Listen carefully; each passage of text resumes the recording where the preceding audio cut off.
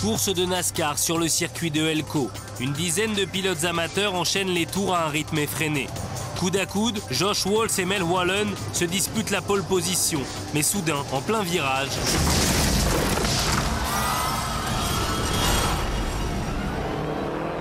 d'un autre angle, on constate qu'un simple coup de volant a suffi à propulser la voiture de Mel contre le mur en béton. Puis, entraînée et coincée par son concurrent, elle continue sa course à la verticale. Le frottement de la carrosserie projette sur le public une impressionnante gerbe d'étincelles. Après plusieurs mètres, Josh est parvenu à stopper cette glissade infernale. Aussitôt, les chefs de stand surgissent en courant, suivis de près par les équipiers. Sans aucune aide, Josh s'extrait de son véhicule. Son premier geste est de prendre des nouvelles de son adversaire. Celui-ci sort à son tour, quelques secondes plus tard. Je ne savais pas si ma voiture était passée par-dessus la rambarde. Comme celle de Josh était collée contre la mienne, je ne voyais rien du tout. Je m'en suis sorti, mais bon, ce n'était pas très excitant comme accident. Même si Mel ne veut pas l'admettre, son accident fut le moment fort de cette course. Ce jour-là, à Elko, le public a tremblé pour lui. L'orque, un des mythes de l'océan. De la famille des dauphins, ce mammifère est également appelé baleine tueuse. Un animal qui porte bien son nom, aussi redouté que terrifiant. Les orques sont considérés comme les plus grands de tous les prédateurs marins. On en trouve partout sur la planète et ce sont des animaux très évolués intellectuellement, qui vivent toujours en groupe. Ce sont des animaux qui peuvent peser jusqu'à 7-8 000 kilos chacun. Donc vraiment très impressionnant par la masse également, qui s'attaquent à tout ce qu'ils vont rencontrer. Effrayants au premier abord, ces géants des mers peuvent se révéler sous un autre jour.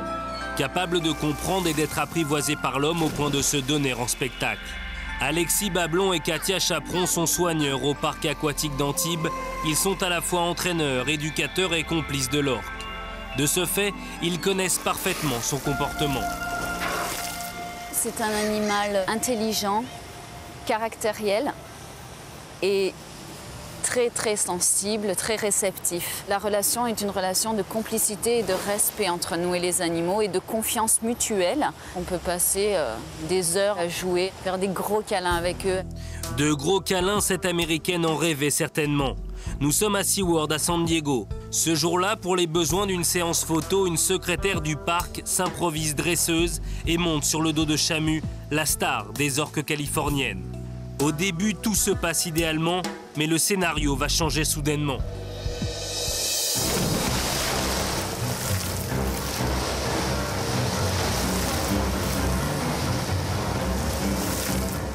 On n'a jamais observé d'agression mortelle chez des humains.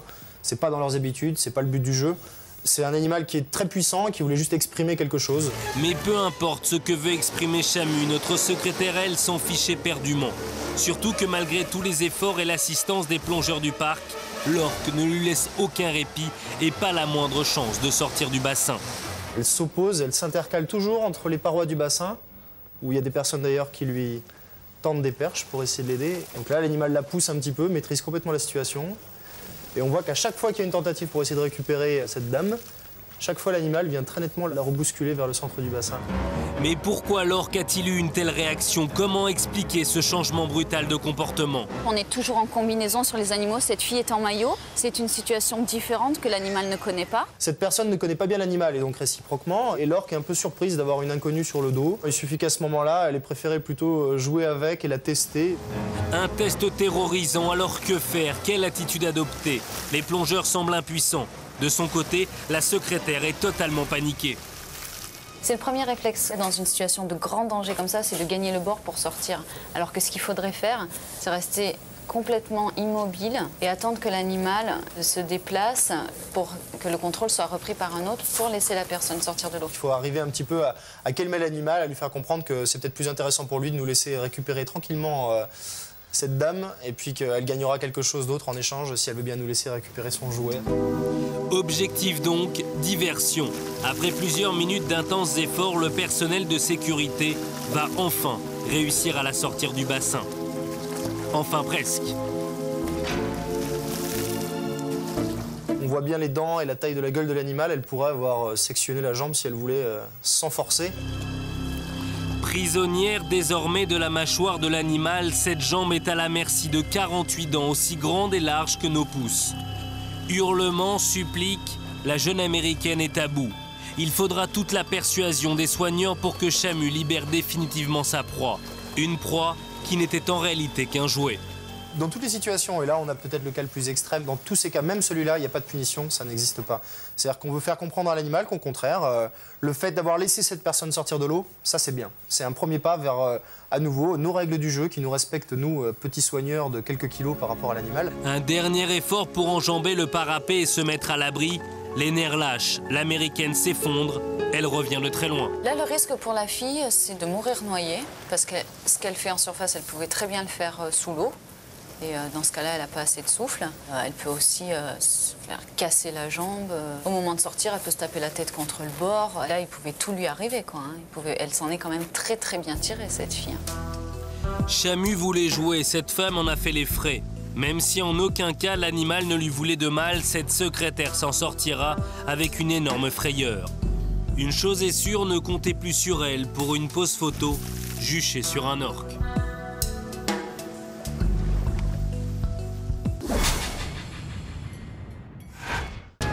Il règne une agitation extraordinaire dans ce jardin de la banlieue de Boston. La brigade locale a été appelée par la propriétaire qui a complètement paniqué en voyant son bûcheron suspendu la tête à l'envers. Il était en train de débiter un arbre lorsqu'une rafale de vent lui a fait perdre l'équilibre. Non seulement le pauvre homme s'est retrouvé accroché par les pieds, mais en plus, il a perdu son pantalon. Juché sur des échelles, plusieurs pompiers entourent déjà le malheureux bûcheron. Leur premier geste consiste à le sécuriser et à le rassurer. Pendant que l'un d'eux tente de le maintenir sur ses épaules, les autres s'évertuent à ouvrir le harnais qui enserre ses chevilles. Malgré la situation périlleuse, les secours ont un mal fou à garder leur sérieux. C'est la première fois qu'ils sont confrontés à un accident du travail aussi cocasse. Quant au bûcheron, il semble prendre cet incident avec bonne humeur.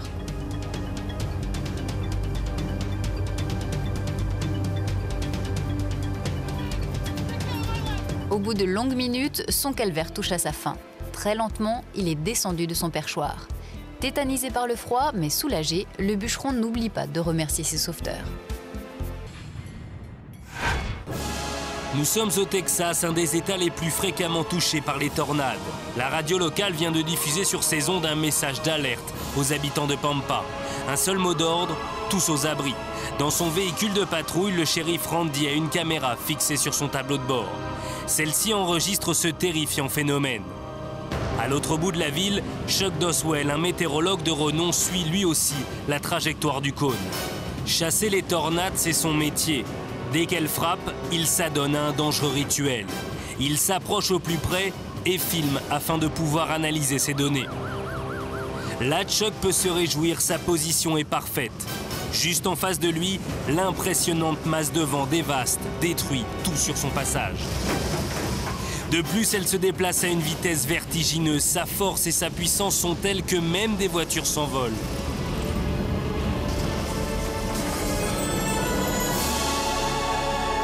Elle doit se situer en 4e position sur l'échelle de classification qui va jusqu'à 5. Puis le calme revient enfin sur Pampa. En quelques minutes, 43 maisons ont été arrachées sur une distance de 1 km. Le bilan humain, en revanche, est miraculeux puisqu'on ne déplore que 7 blessés légers. Le crocodile du Nil, un animal puissant, terrifiant, bref, le parfait prédateur. Mais pas besoin d'aller en Afrique pour en admirer. Dans la Drôme, à Pierre-Latte, Luc Fougerolles a réuni dans sa ferme, un endroit unique en Europe, les plus beaux spécimens venus des 4 coins du monde. J'ai acheté un premier caïman dans une animalerie quand j'avais 14 ans. Depuis, j'en ai toujours eu.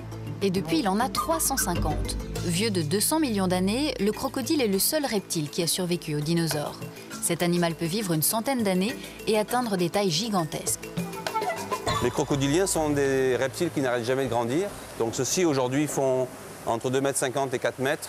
On peut imaginer que dans 10 ans de plus, ils fassent facilement 1 mètre, 1,50 m de plus. Pouvant faire jusqu'à 6 mètres et peser plusieurs tonnes, le crocodile a une alimentation particulière. Il mange seulement 3% de son poids. Et les crocodiles, comme la plupart des reptiles, sont capables de rester sans manger pendant plusieurs mois. Ils vivent sur leurs réserves. Autre particularité, la dentition, qui se renouvelle en permanence une 50aine de fois dans sa vie. Les dents servent uniquement à attraper leur proie. Et dans ce domaine, les crocodiles n'ont pas de règles, ils font feu de tout bois. Les coups de mâchoire sont vraiment terribles chez les crocodiles. Évidemment, ça dépend un petit peu de leur taille. Mais sur des grands crocodiles, on peut très bien imaginer se faire arracher une jambe ou un bras d'un seul coup. Les crocodiles du Nil en Afrique, par exemple, attrapent tout ce qu'ils peuvent attraper. Bien souvent des poissons, des femmes en train de laver leur linge, certaines fois malheureusement, des gnous au passage. Les gnous, justement, proie facile et fréquente, surtout lors des grandes transhumances. Ces bêtes n'ont pas d'autre solution pour se désaltérer que de s'abreuver dans la rivière Mara en Tanzanie, un endroit particulièrement dangereux. Ils vont arriver par effet de surprise toujours, c'est la grande technique des crocodiles. Les animaux sont tellement assoiffés qu'ils ne font pas très attention. On le voit déjà ici qui apparaît, hop.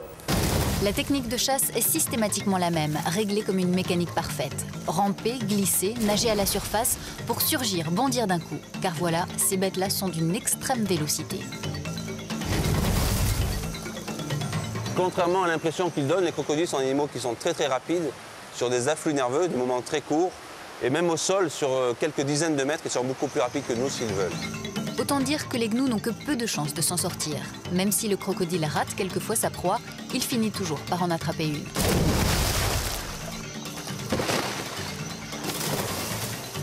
Évidemment, là, c'est terrible. La pression de la mâchoire, on parle de plus d'une tonne au centimètre carré pour des gros crocodiles. Et en plus, ils sont nombreux, comme on a pu apercevoir. Donc, chacun va venir tirer un morceau de la proie. C'est la technique des crocodiles. Ils tirent, ils font la vrille comme ça, la toupie. Ils tournent dessus pour tirer des gros morceaux. Évidemment, c'est une mort horrible. Mais bon, ça, c'est quand même la nature. Impitoyable donc, la loi de la jungle. Mais voilà, le crocodile va désormais digérer pendant 3 jours. 3 jours de paix relative pour les gnous, car si ce reptile-là est effectivement repu, les autres, eux, sont toujours affamés. Le métier de Gary Mason et de Rob Frost suscite beaucoup d'envie chez la jante masculine puisqu'il consiste à tester des prototypes. Aujourd'hui, sur les hauteurs de Cannes, ils essaient la dernière grosse cylindrée d'une marque réputée. Une petite caméra fixée sur le casque de Ron filme les réactions de la moto de Gary. Bien qu'il soit un très bon pilote, ce dernier va pourtant manquer de vigilance.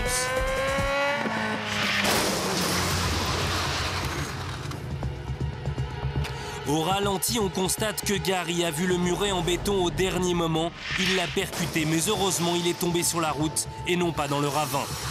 Juste derrière, Ron, surpris, a bien failli provoquer un accident encore plus important.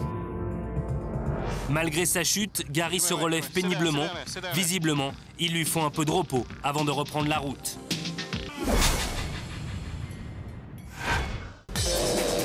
Course de inshore à Sun City en Afrique du Sud. 2 hélicoptères suivent et filment ces bateaux de 500 kg propulsés par plus de 300 chevaux.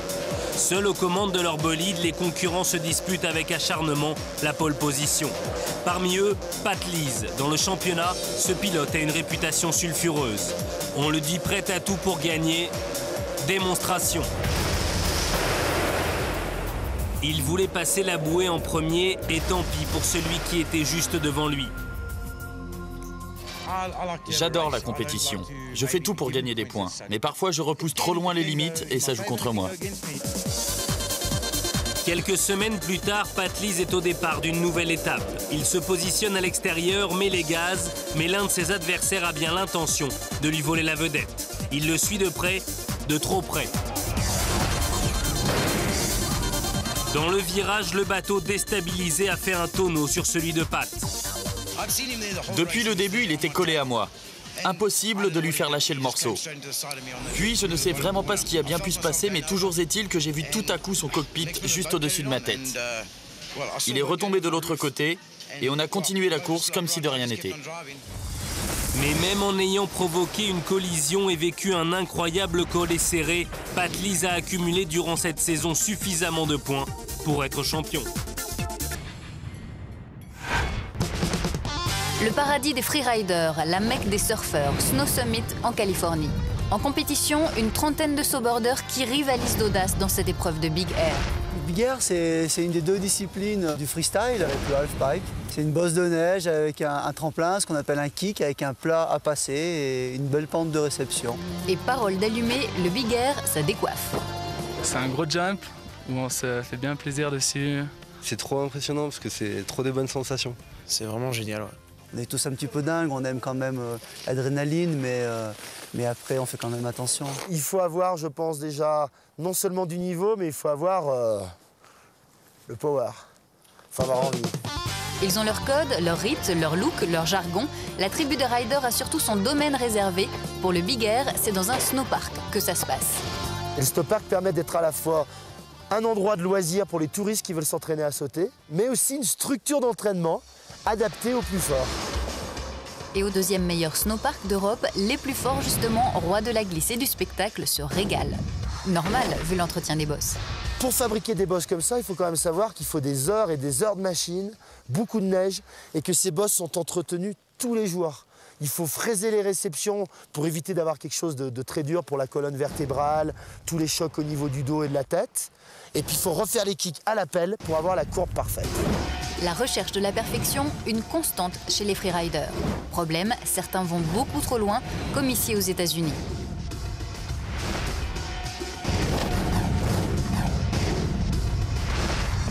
Ce compétiteur-là a tenté le saut de trop. Il bascule la tête en bas, il donne un mouvement de rotation, mais au lieu de bloquer sa rotation avec la tête et les épaules, sa planche continue. Donc là, il ne maîtrise plus rien. Puis on voit qu'il se ratatine le nez sur la réception. C'est une méchante chute quand même, hein. Pas très haute, mais qui néanmoins peut faire très très mal. En fait, il est arrivé à ce moment-là, là, en haut du kick, on a donné l'impulsion, c'est-à-dire ici. On a donné l'impulsion et donné le sens de notre rotation. Il a donné un peu trop fort par rapport à la longueur et par rapport au kick, quoi. Trop ambitieux, trop présomptueux, ce freerider a essayé une figure trop compliquée pour son niveau. Le Big Air reste un sport quand même dangereux parce que ça vole haut, loin, rapide et ça peut faire des chocs très violents. Comme ici, à Snow Summit. Mais si l'image est impressionnante, le bilan est relativement léger. J'ai continué à filmer en espérant qu'il ne serait pas trop blessé. Il a immédiatement porté les mains à son visage. En fait, il s'est cassé le nez et s'est ouvert l'arcade sourcilière. Discipline de haut vol, mais à haut risque, le Big Air doit donc se pratiquer avec vigilance. Il faut mettre un casque, il faut bien reconnaître la bosse avant et il faut choisir son Big Air en fonction de son niveau et puis adapter la figure, pas faire n'importe quoi surtout. Les gens, quand ils voient les jeunes sauter comme ça, ils disent « Oh, ça paraît facile ». Non, c'est des heures d'entraînement. Ils se sont tous déjà cassés le bras, la cheville, etc. Donc il faut beaucoup d'entraînement. C'est comme les cascadeurs. Ça ne se fait pas comme ça. Si on mesure le talent d'un cascadeur au nombre de ses fractures, alors ce snowboarder débute idéalement sa carrière. 1990 sur les routes du Portugal pour une épreuve du championnat du monde des rallyes. Au volant de ces bolides qui roulent à plus de 150 km/h de moyenne, la conduite est loin d'être aisée. Le rallye du Portugal, c'était une épreuve mixte terre-asphalte, avec une voiture qui va très vite sur des bosses, sur des routes très cassées. Mais c'était un rallye très beau, un très beau rallye. Je l'ai gagné effectivement en 1982. L'année où cette légende des rallyes est devenue vice-championne du monde. Michel Mouton, c'est l'un des plus beaux palmarès du sport automobile français. Des centaines de courses, des dizaines de succès, et pourtant Michel était toujours à la merci de l'accident. Quand on fait du rallye, l'accident fait partie du jeu, mais c'est ça qui est intéressant, c'est qu'il faut arriver à aller à la limite sans dépasser la limite tout le temps. Et la limite ce jour-là va être franchie sur le rallye du Portugal. Lors de cette manche disputée sur un tracé escarpé, cette voiture blanche pilotée par deux femmes va connaître une soudaine sortie de route, à l'issue totalement imprévue.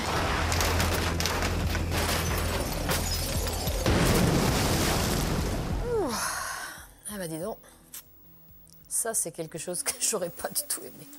Quand on fait une sortie de route comme ça, c'est toujours dû à une raison bien précise. Mais c'est très difficile de la juger de l'extérieur. Ça semble un freinage avec un manque d'adhérence et la voiture qui part tout droit. En tout cas, on n'a pas du tout l'impression de virage. Donc s'il y a un virage à cet endroit, c'est qu'elle a loupé son freinage, à mon avis. La voiture n'essaye absolument pas de tourner. Un freinage tardif sur route glissante et voilà comment cette voiture termine sa course. Mais regardez bien ces deux flaques d'eau qui vont provoquer l'erreur de pilotage, la faute d'appréciation. Vous voyez, elle se met complètement là pour éviter la flaque. Et là, elle part comme ça, alors qu'elle aurait dû attaquer son virage plutôt de l'autre côté. Mais cette flaque d'eau fait qu'elle n'a pas été sur la bonne trajectoire. Nathalie Simon est une inconditionnelle de sport mécanique. Elle participe régulièrement à des compétitions automobiles.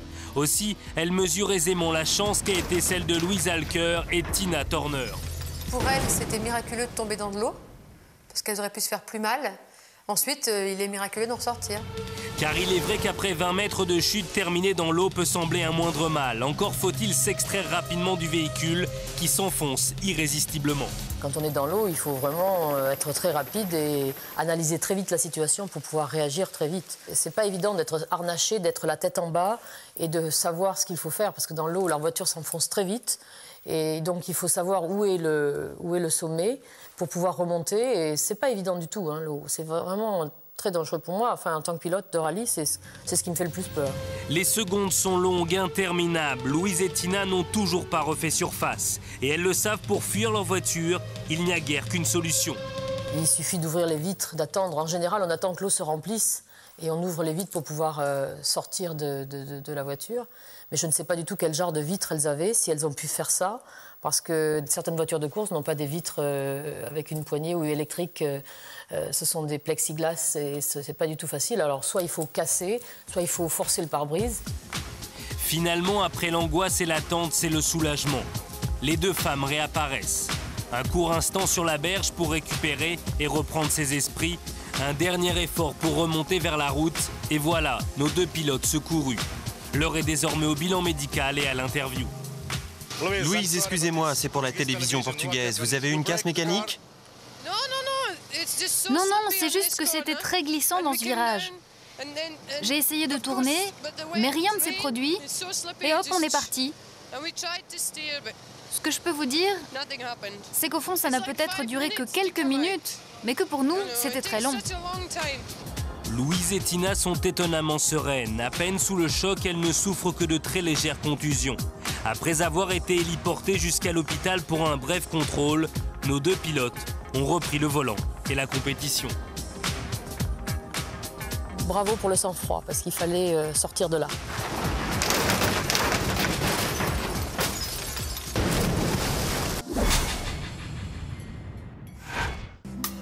Personne ne sait comment ce magnifique chat persan a réussi à grimper jusqu'au sommet de ce poteau électrique. Tout en bas, Sue, sa maîtresse, ne cesse de l'appeler pour le faire descendre, mais l'animal reste obstinément couché sur ce dangereux promontoire. Redoutant une électrocution qui lui serait fatale, Sue s'en remet donc aux pompiers. Ces derniers demandent l'aide d'un employé de la compagnie d'électricité. Andy Bartelson, c'est son nom, ne se fait pas prier pour intervenir. Installé dans sa nacelle, il rejoint très vite le chat. Cependant, avant de le déloger, il préfère recouvrir les câbles. Mais visiblement, il dérange l'animal. L'employé tente alors de l'amadouer avec quelques caresses affectueuses. Pensant l'avoir enfin détendu, Andy saisit le fugitif. Mais ce dernier s'entête à résister et plante ses griffes dans son perchoir. Décidément, il n'a pas envie de coopérer. Au bout de quelques instants, Andy parvient à ses fins. Il dépose en douceur le chat à ses pieds et récupère ses protections. Le matou profite de ce bref instant d'inattention pour fausser compagnie à son sauveteur. C'était très drôle. On a joué au chat et à la souris. Je l'ai regardé et il a dû se dire « Allez, je me tire de là ». Et hop, il a décampé. Les animaux ont souvent des réactions imprévisibles et celui-là est un vrai cas d'école.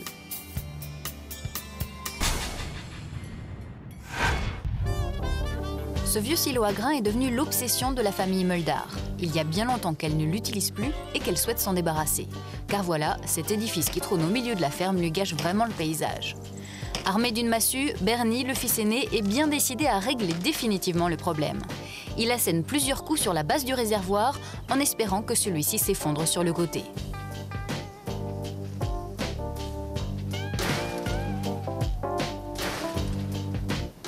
Normalement, son plan devrait fonctionner à merveille.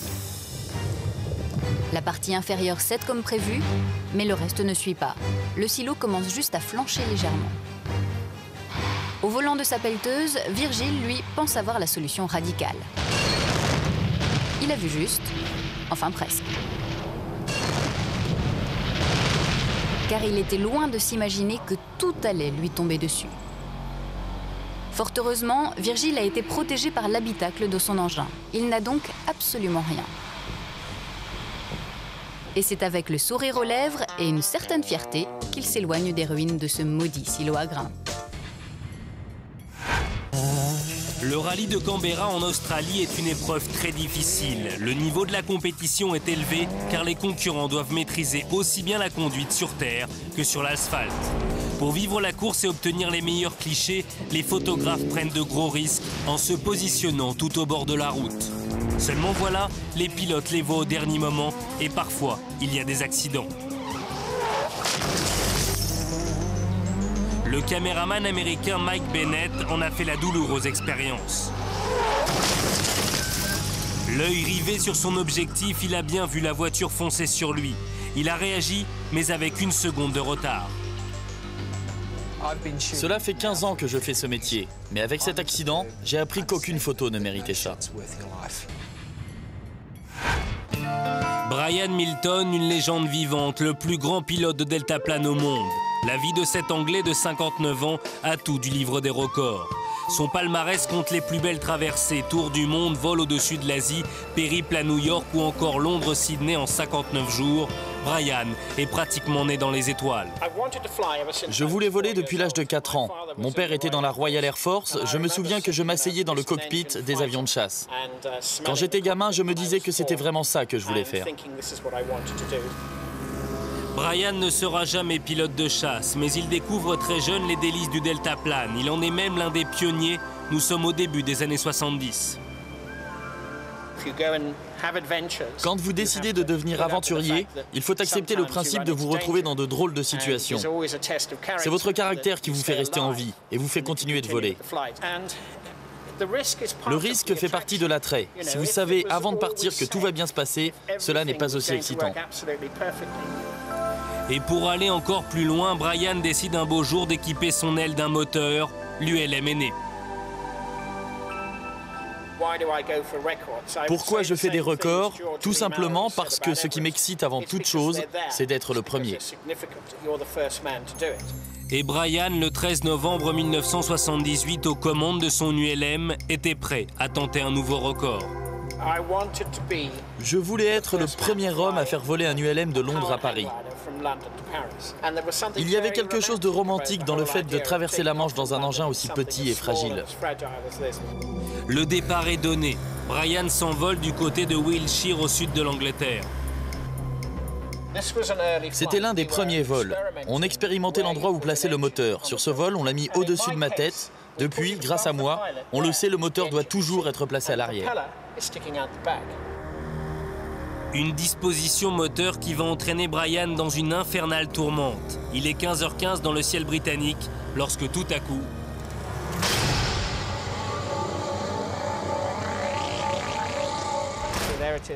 Je contrôlais parfaitement la situation jusqu'à ce que le vent devienne de plus en plus fort. Et puis le vent est tombé. Le delta a perdu de l'altitude. C'est alors que les ailes se sont cassées. Mais tout est resté en un morceau compact. Et c'est pour cette raison que je ne suis pas mort sur le coup. Un brusque changement de conditions climatiques, un vent qui souffle en bourrasque avant de tomber soudainement. Et voilà Brian précipité dans une terrifiante descente. Ce qui s'est passé, c'est que l'appareil s'est retourné de haut en bas. Je suis donc tombé dans les ailes. Du coup, je me suis retrouvé au-dessus de l'appareil. Et c'est parce que je suis tombé dans les ailes que ces dernières se sont cassées. C'est à ce niveau-là que ça va casser, c'est au niveau des bords d'attaque. Hein, les bords d'attaque se cassent et l'aile va tomber. Il faut savoir que quand une aile fait un mouvement de ce type, on appelle ça un tumbling, c'est un passage par l'avant, Le pilote, lui, à ce moment-là, il est en apesanteur sous son aile. Donc il n'a aucune possibilité de redonner de la stabilité à son aile. Dominique Parmentier est formateur Delta en région parisienne. Pour lui, cette phase de vol est l'épouvante même. Quand on voit quelqu'un tomber comme ça avec un avion, avec un Delta, avec une machine volante qui tombe comme un caillou, ça vous glace, quoi, ce genre d'image. J'avais bien un parachute. Ma première pensée était de l'ouvrir. C'est ce que j'ai fait, mais ça n'a pas fonctionné. À partir de là, il faut accepter ce qui va arriver. On ne peut plus rien faire. Je savais que j'allais mourir, j'ai vu le sol, et puis voilà. Vous savez, ma chute, c'est comme sauter du premier étage de la Tour Eiffel. Cela fait à peu près 90 mètres. À la vitesse de 55 km/h, Brian touche la terre ferme. Le pire est à craindre. Je me souviens du sol qui se rapprochait. J'étais tellement persuadé que j'allais mourir que quand j'ai percuté le champ, j'étais relax. Je me suis réveillé allongé sur le dos, je voyais les nuages passer dans le ciel, j'avais beaucoup de mal à respirer.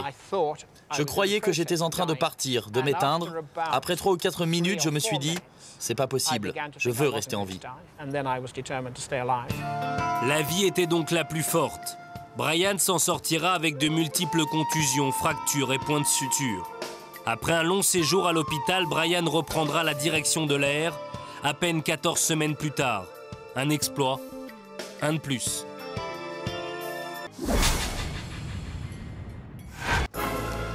Des gardes forestiers ratissent les berges de la rivière Frazier. Voici l'instigateur de leur recherche, un ours baribal. Ce dernier s'est aventuré hors de sa forêt natale et donc hors du périmètre de sécurité. Les hommes lancés à ses trousses doivent le rapatrier au plus vite. Ils lui décochent une fléchette tranquillisante afin de pouvoir l'approcher. Comme le médicament ne semble faire aucun effet, ils optent pour la prudence et lui administrent une deuxième dose. Mais rien n'y fait. L'animal montre toujours autant de vigueur. La preuve, il se balade avec aisance sur les rondins de bois qui proviennent de la scierie voisine en ignorant ses assaillants. Au bout de quelques minutes, le fugitif se retrouve avec le derrière criblé de somnifères. Et pourtant, il continue à cavaler de plus belle.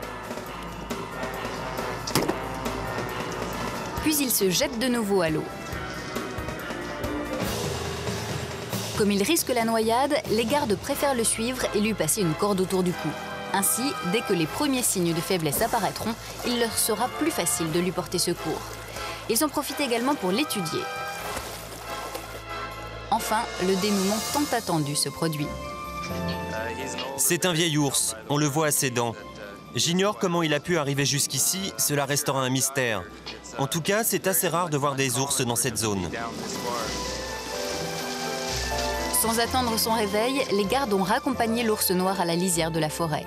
Un peu groggy, celui-ci a tout de même trouvé la force pour s'empresser de leur faussée compagnie.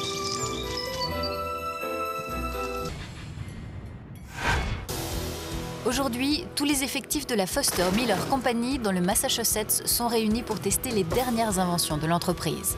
Le pistolet-filet est celle sur laquelle ils fondent tous leurs espoirs. Démonstration. Destiné aux policiers américains, cet engin permet de capturer tous les suspects qui tenteraient de s'enfuir. Il présente de nombreux atouts pour ses agents comme pour les fugitifs, puisqu'il neutralise sans douleur ni brutalité. Il fonctionne même dans les conditions climatiques les plus extrêmes et il réduit la violence lors des arrestations de manière générale. Le pistolet-filet pourrait aussi avoir d'autres utilisations, plus ponctuelles, comme stopper l'hélice d'un avion au décollage.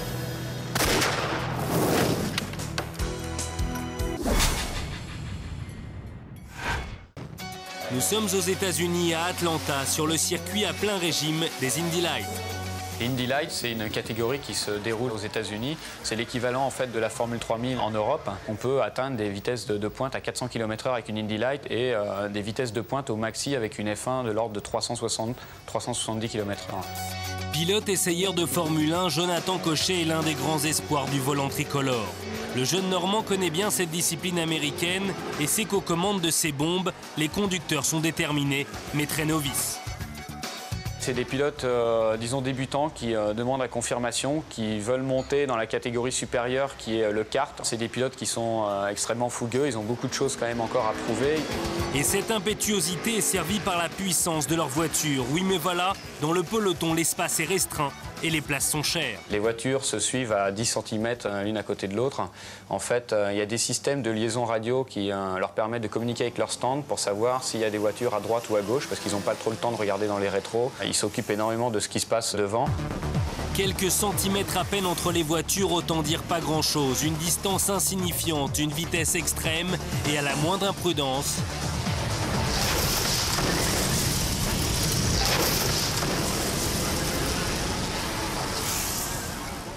Carambolage en série et à haute vitesse. Explication.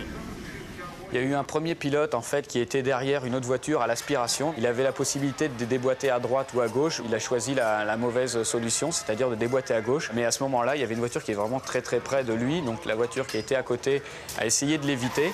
Mais en même temps, il a percuté une autre voiture qui est lui partie en tonneau. Erreur de pilotage manifeste. Le responsable du crash a mal négocié l'une des techniques de dépassement, l'aspiration. L'effet d'aspiration vous permet de revenir sur la voiture qui vous précède et de pouvoir la doubler avec une vitesse plus élevée. Autre manquement élémentaire, il nous est décrypté par une ancienne gloire de la Formule 1, Jean-Pierre Jabouille. Lors d'un freinage important, lors d'un doublage à des vitesses élevées, on ne va pas faire n'importe quoi. On sait qu'il y en a un autre à côté et on fait attention à la personne qui est à côté. Voilà. Il y a des règles, même si elles ne sont pas écrites, il y a des règles, je dirais, de courtoisie. Il donne un coup de volant sans se soucier qu'il y a quelqu'un à côté. Mais bon, on voit ça tous les jours sur la route. Hein. L'accident collectif est ainsi inévitable. À ces vitesses-là, on a beaucoup moins de temps de réaction qu'à 100, 200 ou 300 km/h. Donc à partir du moment où la voiture décroche, c'est impossible de la rattraper. On va directement dans le mur. Il n'y a pas de dégagement possible. Le pilote va taper dans le mur, il va s'accrocher avec un autre pilote, mais il va revenir automatiquement sur la piste. Donc toutes les voitures qui le suivent vont essayer de l'éviter au maximum, mais c'est très rare. Je sentais la chaleur dégagée par le feu et je n'avais pas envie d'y rester. Larry est le pilote de cette voiture rouge percutée qui est partie en tonneau avant de s'embraser. Mais comme c'est du méthanol, ça s'arrête, vous voyez. Mais par contre, on voit le réservoir qui envoie du méthanol à l'extérieur. Et ça sera avec de l'essence, ça ne serait pas du tout comme ça. Tout serait en flammes. C'est ce qui, d'ailleurs, c'est pour ça que surtout les circuits américains, ils continuent à rouler avec du méthanol. À l'image de Larry Foyt, tous les pilotes sortent sans assistance de leur monoplace. Mais dans quel état sont-ils ? Ils s'en sortent indemnes puisqu'il y a des systèmes de réglementation maintenant qui permettent aux pilotes et aux machines d'être de plus en plus fiables. Il y a des coques en carbone, il y a des arceaux de sécurité et il y a de moins en moins de crashs violents avec des conséquences violentes. Par un effet de domino, l'audace mal calculée d'un jeune pilote débutant a donc pour conséquence un crash dévastateur, mais sans gravité. C'est ce qu'on appelle l'apprentissage du métier.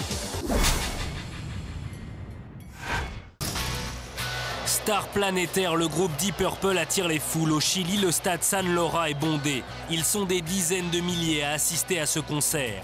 Pour mieux admirer les chanteurs anglais, certains fans n'hésitent pas à prendre de la hauteur. Direction donc la tour de régie. La tour de régie, comme ça porte son nom, est une tour qui est uniquement technique. Elle accueille les équipements pour le son, elle accueille les équipements pour la lumière. Elle est au milieu du public puisque pour contrôler la scène, il faut être en plein milieu et face à la scène. Les constructions scéniques en tout genre, Raymond Schweitzer les maîtrise. Le concert de Johnny Hallyday au Stade de France, les Francopholies, c'est lui. Lui qui n'aurait certainement pas permis une prise d'assaut de la tour de régie. Oui, mais voilà, ce soir-là, à Santiago, une centaine de personnes s'agitent dessus, malgré les réticences de certains spectateurs. On leur a demandé de descendre à plusieurs reprises. Mais ils nous ont totalement ignorés. Il aurait fallu interrompre le concert jusqu'à ce qu'il n'y ait plus personne sur la tour. Malheureusement, personne ne les a écoutés. C'est alors qu'à la fin du deuxième morceau de Deep Purple, le pire se produit.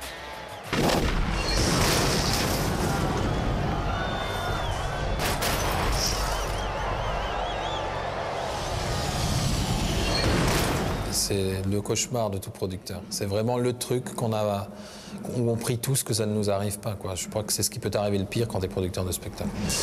Richard Walter est l'un des grands tourneurs français. Pour lui, il y a un problème de charge. Cette tour qui s'effondre ne pouvait supporter plus de 650 kilos.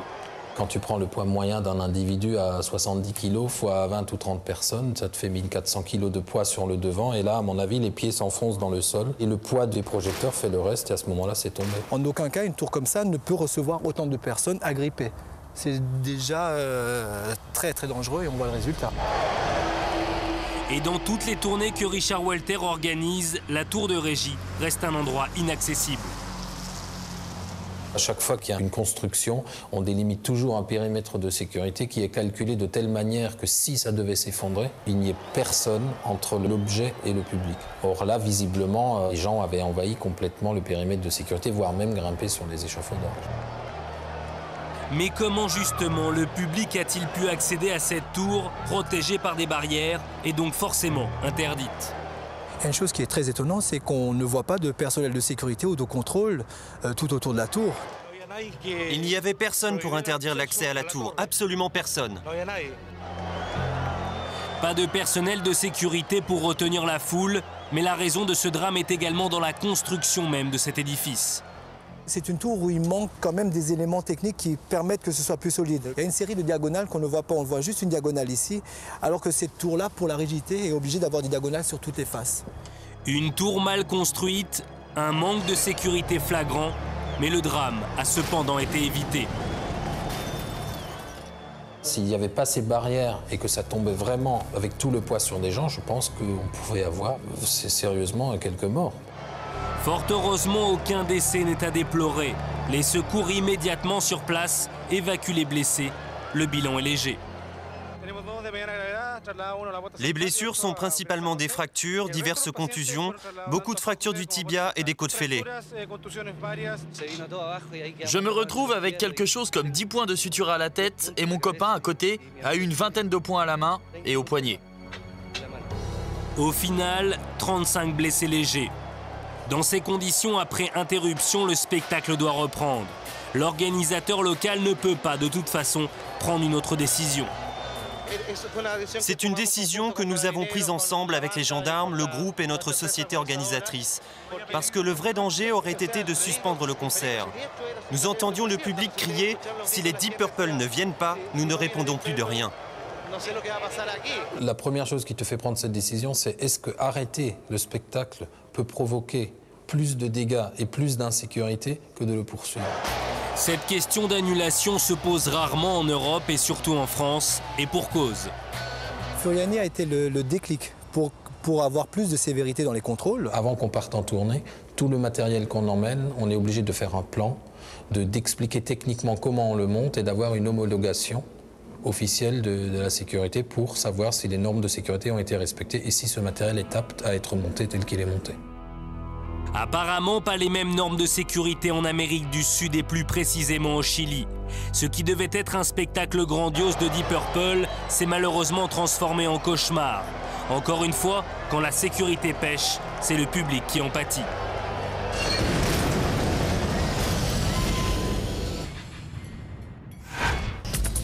Dans le cercle très fermé du sport extrême, Chris Holm est une référence incontournable. Sa spécialité, le monocycle, une activité confidentielle et méconnue du grand public.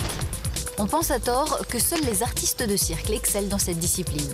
En réalité, elle est dignement représentée par Chris, et ce, dans le monde entier. Ce parcours du combattant au cœur de la forêt n'est qu'un entraînement, un léger aperçu de son talent.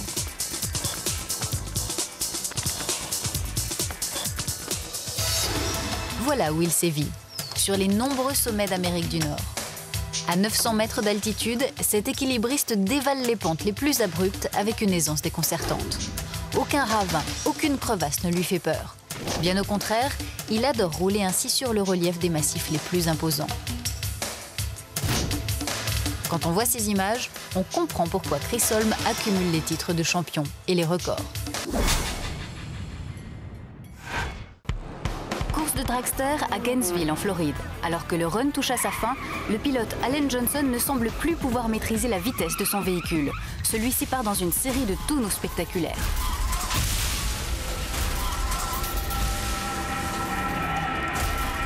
L'engin est venu se désintégrer sur la rambarde de sécurité. À la grande surprise des secours, Allen s'extrait aussitôt de l'épave. Il semble sain et sauf, il est juste étourdi par cet accident mouvementé. Allongé sur la civière, il est tout de suite entouré par les journalistes. Je n'ai même pas eu le temps d'ouvrir le parachute de freinage. J'ai vu des bouts de carrosserie s'envoler. On pouvait voir à travers le châssis. Et à partir du moment où je suis parti en tonneau, je ne pouvais plus rien contrôler. Il fallait juste s'accrocher. 2 semaines plus tard, Allen a repris la compétition, mais aujourd'hui, il semble plus conscient des dangers de ce sport. J'ai réalisé que je n'étais pas invincible. À l'instar des Américains, les Australiens sont aussi de fervents amateurs de courses de dragster. Ce week-end, le très populaire Jim Reid affronte son outsider. Les spectateurs trépignent d'impatience à l'idée de voir ce run de haut niveau, celui qu'il faut gagner à tout prix. L'instant est crucial, Jim bondit sur la piste comme prévu, mais aujourd'hui la chance lui fait défaut. Son engin est passé brusquement sur le couloir de son adversaire, puis s'est écrasé contre un poteau. Il ne reste plus rien, et pourtant, Jim s'en sort indemne. Ma voiture est partie d'un seul coup et a percuté la rambarde de sécurité. Grâce au cockpit, je n'ai rien senti. Heureusement, ça protège, car vous savez, il n'y a rien au monde qui accélère aussi vite qu'un dragster. Une semaine plus tard, j'étais à nouveau sur la ligne de départ pour une autre compétition. Les dragsters bénéficient d'une sécurité maximale qui amortit les chocs les plus spectaculaires. Voilà pourquoi Jim n'est pas prêt de renoncer. Nous sommes à la campagne, à quelques kilomètres de la ville de San Diego, en Californie. Ce matin, Virginia Jensen se baladait avec Silky, son cheval, sur un chemin de terre qu'elle connaît bien. Sauf que ces derniers jours, une forte pluie l'a transformée en mare boueuse. Silky s'est retrouvée prisonnier. La propriétaire a dû demander l'aide des pompiers, mais ces derniers ont rencontré une sérieuse difficulté. La boue était si compacte qu'on n'arrivait pas à dégager ses jambes. C'est comme s'il était coincé dans du ciment. On ne pouvait donc pas utiliser des pelles. Il a fallu qu'on se débrouille avec nos mains pour le sortir coûte que coûte, une jambe après l'autre. Tim et ses collègues font venir plusieurs bottes de paille et les dispersent autour du cheval en espérant qu'elles absorbent un peu la fange. Puis ils essaient de le soulever avec un harnais relié au treuil d'une dépanneuse, mais sans succès. Les secours, aidés par des voisins, sont contraints de creuser avec leurs mains, de tirer de toute leur force. Les heures passent, et pourtant les volontaires reprennent confiance. Ils commencent enfin à pouvoir bouger Silky. Cette fois, ça y est, un dernier effort, et le cheval parvient à se mettre debout. Silky a l'air bien. Ils ont fait un super boulot en le sortant de là. Ça a été dur. Depuis ce jour, Silky est devenue la mascotte de son village.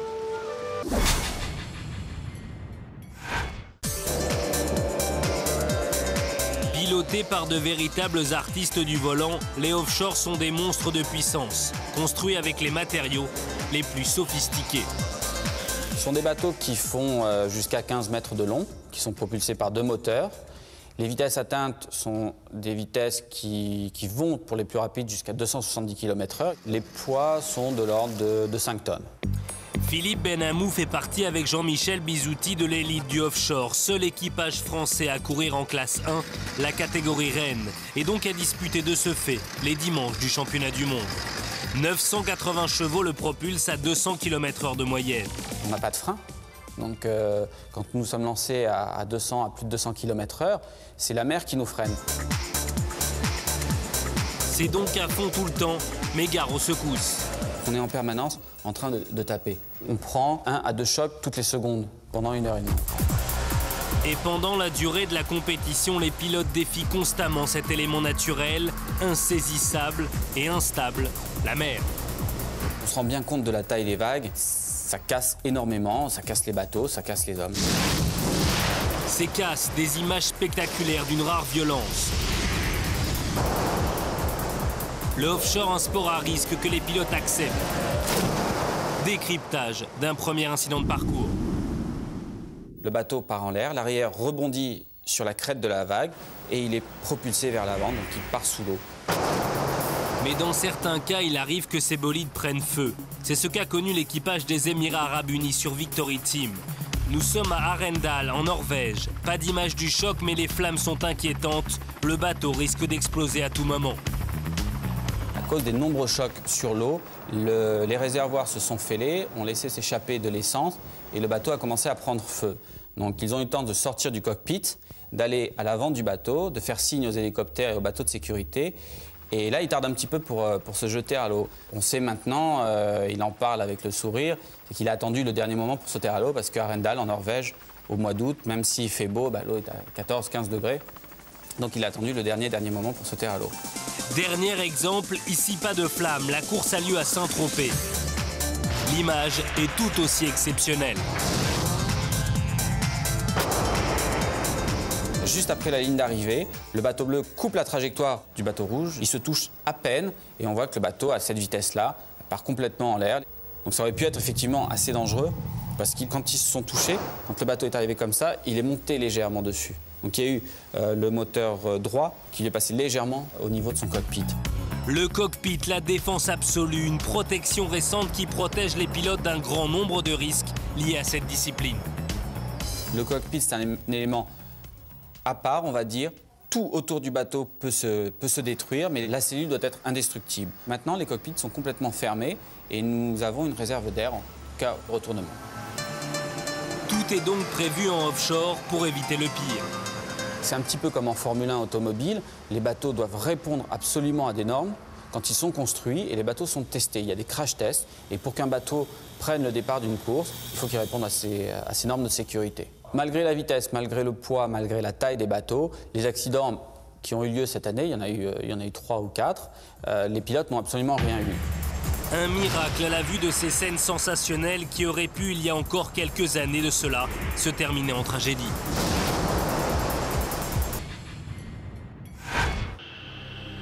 De nombreux aérostiers se sont donné rendez-vous dans la vallée de Colorado Springs. Pour eux, ce rassemblement exceptionnel est une occasion unique pour faire partager leur passion. Tout semble tranquille, sauf pour cette montgolfière rouge.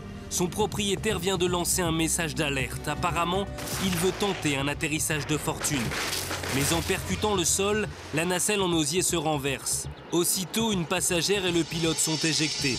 Le problème, c'est que le pied de celui-ci se prend dans une corde. Alors que le ballon allégé commence à reprendre de l'altitude, l'aérostier parvient à se détacher. Mais à bord du panier, il y a toujours une jeune femme qui s'appelle Kim. Désormais, elle est livrée à elle-même en plein ciel. Les témoins de la scène redoutent le pire, car comment une novice peut-elle savoir utiliser le brûleur et jouer avec les vents? Et pourtant, au soulagement général, la voile en nylon se dégonfle lentement et vient s'abîmer dans la forêt. On a percuté le sol et le ballon a basculé sur le côté. C'est à ce moment précis que mon ami et le pilote sont tombés. Puis j'ai levé les yeux et j'ai compris que je remontais dans les airs. C'était logique puisqu'il y avait 2 personnes en moins. J'ai paniqué, j'ai vraiment cru que j'allais m'envoler avec ce truc et ne jamais revenir. Mais heureusement, j'ai entendu quelqu'un me crier « La corde rouge, la corde rouge ». Alors j'ai tiré de toutes mes forces sur cette fameuse corde rouge. Aussitôt, j'ai commencé à descendre. Puis j'ai heurté la terre très violemment et je suis tombée dans les buissons. Même si elle s'en est sortie saine et sauve, Kim ne veut plus jamais jouer les aérostiers.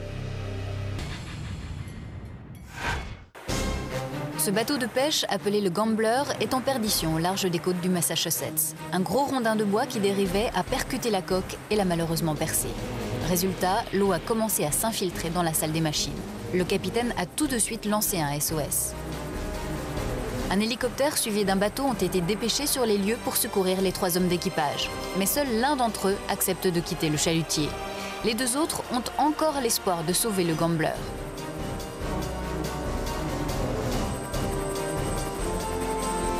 Ils demandent donc aux gardes-côtes de leur faire descendre des pompes afin d'évacuer l'eau. Mais très vite, le pont tout entier est envahi. Leurs efforts sont inutiles, car le naufrage est désormais inéluctable. Jackie Bessette avait choisi de rester avec le capitaine du Gambler pour tenter l'impossible. Je crois qu'on a tout essayé pour sauver le bateau. Il prenait l'eau, puis il a commencé à s'enfoncer lentement. À un moment, la coque était complètement submergée. Et là, on a compris qu'il n'y avait plus rien à faire. Les 2 marins doivent se rendre à l'évidence. Ils se résignent à leur tour à prendre place à bord de l'embarcation de secours. Cette dernière s'éloigne aussitôt de l'épave qui commence déjà à sombrer. Tout le monde m'a demandé si j'avais eu peur. Honnêtement, on était trop occupés à essayer de sauver le bateau. On n'a pas eu le temps d'avoir peur. Mais lorsqu'il a disparu, là oui, on a eu peur. On l'a vu se coucher sur le côté puis couler. Et là, j'ai réalisé qu'on avait été en danger. Le Gambler s'est abîmé dans l'océan Atlantique en quelques secondes et rien n'a pu être sauvé. Pour l'équipage, cette dernière journée de pêche est encore un moment douloureux.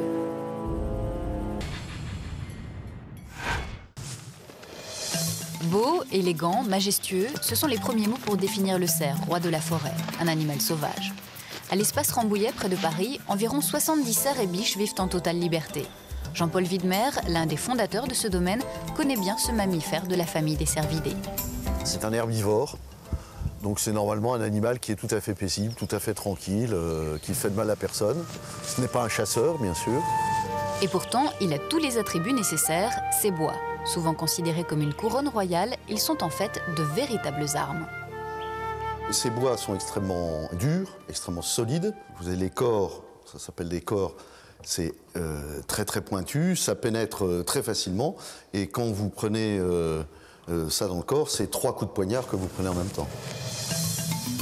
Armes redoutables, le cerf les utilise rarement, mais il n'hésite pas à s'en servir en période des amours. Dean Stratton va l'apprendre à ses dépens. Nous sommes aux États-Unis, cet Américain est l'un des spécialistes des cervidés. Il fabrique d'ailleurs des sifflets pour chasseurs, des appos qui imitent le cri du cerf, des instruments très fiables. Pour preuve, dès que le mâle entend ce cri, il accourt. Mais Stratton a mal choisi son jour pour essayer son nouvel appôt.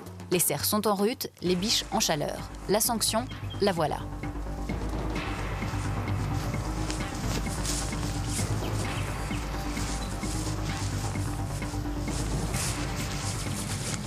Au moment du rut, les hormones sexuelles l'excitent et à ce moment-là, il cherche à posséder les biches. Pourquoi il va charger? Parce qu'en fait, il identifie l'homme qui est avec son appôt comme s'il était un autre cerf et un concurrent potentiel. Terrible méprise. Le cerf a pris Dean Stratton pour un rival. En septembre, période d'accouplement, le cerf n'accepte aucune concurrence. Tous les mâles sont donc à éliminer. Pour procréer, il faut alors se montrer le plus fort. Seuls les mâles les plus vigoureux peuvent se reproduire. Plus ils le font, plus leurs bois sont efficaces. Explication. Plus il est puissant au niveau sexuel, plus il aura des bois puissants. Parce qu'en fait, c'est avec cet attribut-là qu'il va se faire son territoire et qu'il va se défendre vis-à-vis d'autres congénères qui voudraient prendre ses biches. Finalement, après plusieurs minutes d'intense corps à corps, Dean Stratton repoussera les assauts du cerf grâce à une fléchette tranquillisante. Sans cette initiative, cette charge aurait pu lui être fatale. Il a de la chance parce qu'on a affaire à un petit cerf de Virginie. C'est à la taille d'une chèvre, ça, quoi. Tandis que le cerf européen, c'est à la taille d'un cheval. Hein.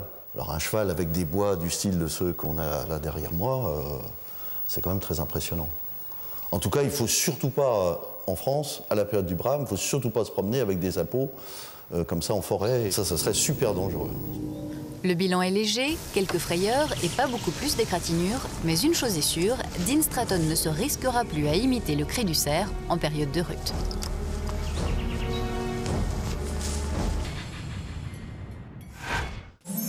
La Coupe de l'Amérique, une compétition aussi mythique que prestigieuse, une course hors du temps. Remporter le trophée en argent, le rêve de tout skipper. Et parmi eux, un Français de renom, Marc Pajot. Il a couru 3 fois avec le défi français. Ce Breton connaît bien cette épopée exceptionnelle. C'est en fait le plus ancien trophée sportif du monde. En tous les cas, de toute façon, la plus vieille compétition de voile. Elle est née en 1851. Et depuis, s'il ne devait rester qu'une épreuve nautique, ce serait celle-là. Et c'est pour cette raison que les vainqueurs deviennent des héros. Star parmi les stars, cet homme, John Bertrand. En 1983, il va remporter la Coupe de l'Amérique et mettre ainsi fin à 132 ans de domination américaine. 12 ans plus tard, l'Australien décide de participer une nouvelle fois à la course. Et pour son grand retour, John Bertrand n'a rien négligé, surtout pas le choix de son monocoque, One Australia. C'est le dernier, le plus avancé et perfectionné des bateaux. Il a été taillé à l'aide de fibres de carbone. C'est vraiment une pièce unique.